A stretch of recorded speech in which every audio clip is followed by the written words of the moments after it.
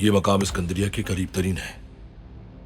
मेरा ख्याल है वो यहीं होगा। सही कहा आपने, हमें रवाना होना चाहिए।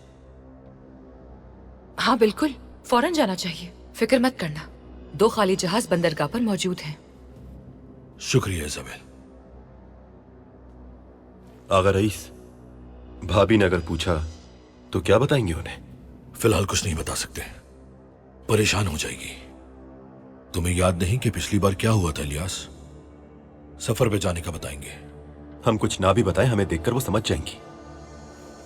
फिक्र मत करो, मैं पैगाम भिजवा दूंगी कि तुम लोग सफर पे रवाना हो गए। तुम हमारे साथ खड़ी हो इस मुश्किल में, तुम्हारा शुक्रिया इज़ाबेल।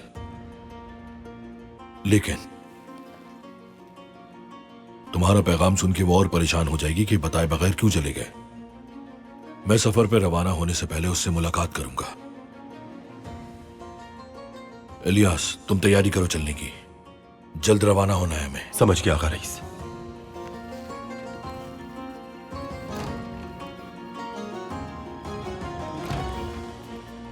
चलता हूं मैं।